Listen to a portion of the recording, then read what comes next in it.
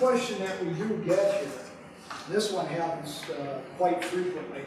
We get this on construction heaters, we get on the Premier line for tent heating use and so forth. There's a sheet called Frequently Asked Questions. And what I'm going to do here is, I'm not going to go through all this together, I'm going to pick the ones that apply to the product that we talk about during the course of the next day or so. But one common question that we do get is, well, how much propane does my heater use? That's very, very common. And let's see. Let's go back to page 3. So know it's on the page. Go to page 3, and if you look down this column right here, it says BTU per pound of gas or liquid propane. Everybody see that? BTU per pound of propane liquid or gas. And it says 21,548. That's how many BTUs there are in a pound of propane. All right, well, where am I going with all this? If you take the heat output of any of these heaters, be it propane, gas, let's take this 400,000 BTU heater right here, and you divide the BTU by the 21,548, you're going to get, if I turn that heater on and leave it running for 1 full hour, never shut it off, my thermostat or unplugging it, that's going to use just about 18 pounds of propane an hour. 18 pounds. Everybody see where I'm getting that? And that's in the frequently asked questions. That's the exercise right there. That's something you might want to remember. Okay? All right. So it uses really 18.56. Divide the BTU of any known appliance, be it ours or any competitor's product, to get my 21,548, and you will get the gas consumption per hour in pounds of propane. Now, if you want to find out, well, how many BTUs are there in a gallon of liquid propane, there's 91,502. Look right above that. Everybody see that? 91,502 as BTUs in a gallon of propane. So if you want to take it a little bit from a different angle, you can say, well, I'm going to take my Tradesman 400 again, and I'm going to divide that by 91,502. I'm going to get 4.4 gallons per hour usage. Right? Everybody see how I got that?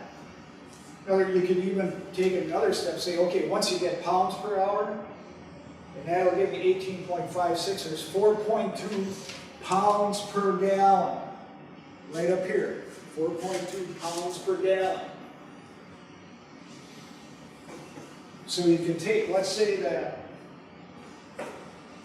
my heater's running 18.56 pounds, you divide that by 4.2, and then you get gallons per hour use. Yeah, temperature drops, that's going to change it, right? Yeah, temperature drop, yeah, things like that are going to change. I mean, this is constant based upon, I think they've got it at about, what, 60 degrees Fahrenheit or something like that.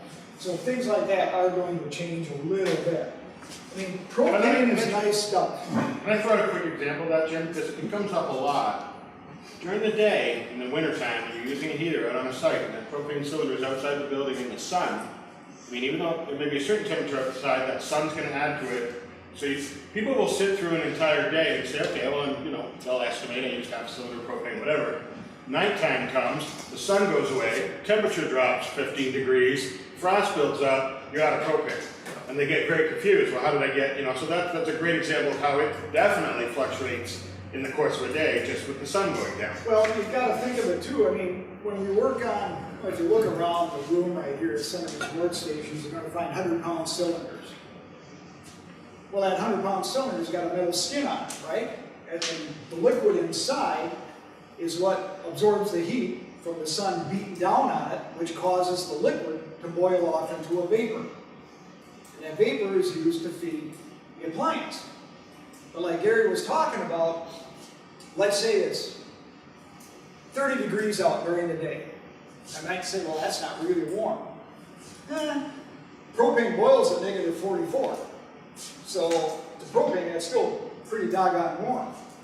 And the sun, or even on a cloudy day, it's still heating up that cylinder skin, causing that vapor to boil off, feeding that heater. Now, at night, the temperature drops down to maybe 10 below. You know, things are running great during the day. I've got a small heater and I can use a 100-pound cylinder on it. But geez, you know, at night, I left my heater on, I come back in the morning, the thing's off. Turn it back on, boom, the thing runs great again. And that's a prime example. Propane is great fuel, but it has to operate under a lot of different pressure and temperature conditions. It's a portable fuel. You know, they get it from natural gas, they can get it from coal. Natural gas it's not depending on the cylinder, it's always supplied under a constant pressure through a main line somewhere. That is good, but it doesn't make it portable for a construction site. Propane, on the other hand, is a portable fuel. But propane, the amount of vaporization that you get out of propane is dictated by the size of the tank and the temperature. So if I have a very small tank, even a 100-pounder, and I'm trying to pull 400,000 BTUs off of a 100-pound cylinder, it isn't going to work too well. Not well at all. In fact, when Bang and I were setting this thing up, just for the heck of it, we said, you know, a little 20-pounder would work great on that little 80,000 BTU heater pretty good. Let's just see what happens when we hook up a 20-pound cylinder to one of these guys. Right here, we kind of had an idea. Oh, all you had was a little bitty flame down there. It was enough to keep the heater going, but it was just a real small flame. I think one of these little propane torches would have had a bigger flame if you lit it up. So you kind of get the idea. I mean, propane's good stuff, but it's dependent upon the size of the tank and the temperature for vaporization. Gary, anything that you want to add to that? Yeah, just to make sure you're clear, we're talking about consumption, making sure you have the right size of tank for consumption ratings. But another thing to make sure you clearly understand is the BTU it comes from the propane. The heater's a vehicle for converting it into heat, transmitting it out. So when we're talking about, you know, whether or not a cylinder has enough consumption value to fuel a heater, you also need to understand, does it have enough BTU value? And I'll give you an example. In the event industry, the Premier 80, by far the most popular unit, we'll have a lot of event customers that'll run that unit on barbecue cylinders, 20-pound barbecue cylinder. Will it run? Absolutely. You hook it up, turn it on, feels great, full output. It provides everything you'd expect it to provide.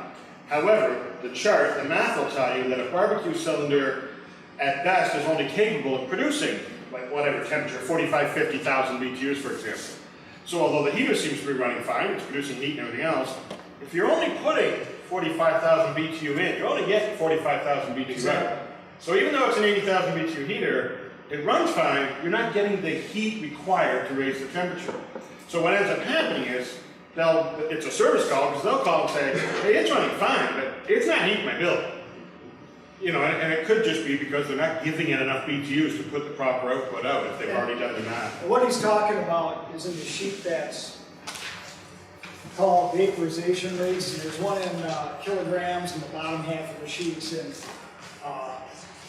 BTUs. I say kilograms, KW. The bottom half of the sheet's in BTUs. And this reinforces what Gary is just talking about. Now, this is based on a 100-pound cylinder, right? A full 100-pound cylinder. Now, let's say I've got, a 400,000 BTU heater. Let's pick on that guy right there. And it's loaded, the 100-pound cylinder is completely full. But it's negative 5 degrees Fahrenheit outside, right? Well, holy cow, I mean, even a full 100-pound cylinder at negative 5 degrees is only going to give you 85,000 BTUs. That won't fire off that heater. It might fire off the little Premier 80, but it's not going to fire off this. Well, what if I add a couple cylinders? What if I manifold a couple cylinders together? Shouldn't that be enough? No, it's still not enough. 85 times 2, couple cylinders is only 170. That's a 400,000 BTU heater. And I'm not going to operate it at low end rate. I want to operate at full heat. Well, what about if I go 3? No, still not going to cut it. This is what Gary's talking about. What you put in, that's what you're getting out of the cylinder. So what do you do in a situation like that? What's that, sir? Get you 500 propane. Yeah, exactly. Exactly right. And that's the next sheet right here. That's a sheet that looks just like this. And this is in BTU and KW also. Go down to, or look at the top half of the table right there. It says 500 gallon, 1,000 gallon, 10,000 gallon sizes, 80% fullness at various degrees of temperature, anywhere from 0 to negative 50 degrees Fahrenheit. So if I look at a 500 gallon, since this gentleman mentioned 500 gallons, let's just look at that. Here's the 500 gallons, about 80% full. At -5, I'm getting just under 400,000 BTU, 399.6. Everybody see that? All right. Now that's it when it's 80%. Well, this thing is using 18 pounds an hour. How many gallons is it? 4.6 or something like that. And I want to leave this thing on for a long period of time. Well, when I get down to 50% fullness at -5, -5, I'm only getting 300,000 BTU out of that. Everybody see where I'm going there? When I get down to 40%, boy, now she's dropping off big time. 262,000 BTUs. Well, now, I don't think I'm going to be able to run that heater for that extended period of time for a number of days. If this thing is negative, if it's -5 degrees outside, yeah, the inside of my building might be 60, 65 degrees, but I'm drawing a lot of vapor off that tank. So what do I have to do? Maybe I should go to a 1,000 gallon tank. If I want to run it for a long period of time, it's bitter cold outside, I might have to go to a 1,000 gallon tank. Not for a couple heaters, just for one heater. So you look at it, again, we're going to pick on -5 degrees, a 400,000 BTU heater, 80% fullness, boy, almost 712,000 BTUs. Everybody see that? Now let's get down to 50% fullness in a 1,000 gallon tank. At 534,000.